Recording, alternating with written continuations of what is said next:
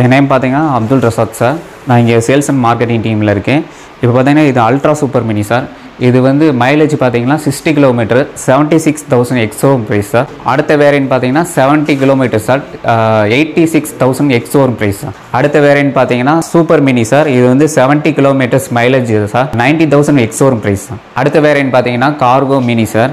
இது வந்து with can technology, 110 kilometre mileage sir. Ex showroom price பார்த்தீங்கன்னா 1,21,000 சார்.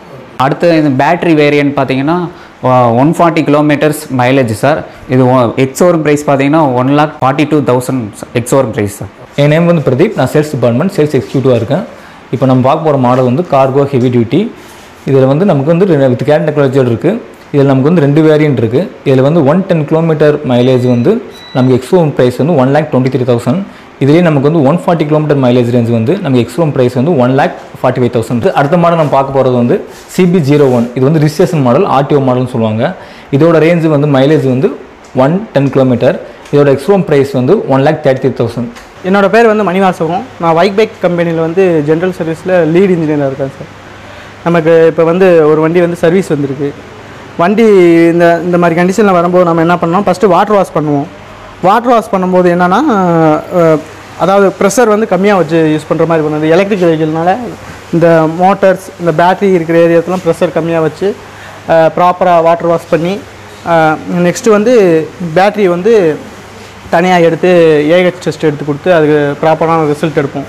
எப்படி கரெக்டாக தான் இருக்கா, கரெக்டான பர்ஃபார்மன்ஸ் இருக்கா, அதையும் செக் பண்ணுவோம்.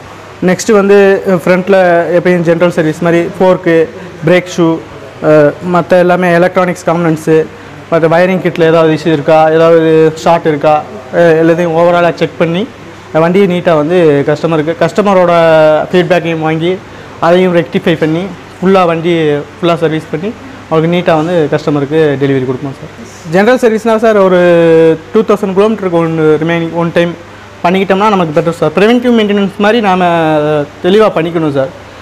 அதாவது பிரச்சனை வராதுக்கு முன்னாடி அதை பார்த்து ரெக்டிஃபை பண்ணி நீட்டாக முடிச்சிடணுன்னா நம்மளுக்கு அதுக்கான லைஃப் வந்து அப்படியே ஃபுல்லாக அச்சீவ் ஆகிற மாதிரி நமக்கு கிடைக்கும் சார். வண்டியில் வந்து பர்ஃபார்மன்ஸும் குட்டாக இருக்கும்.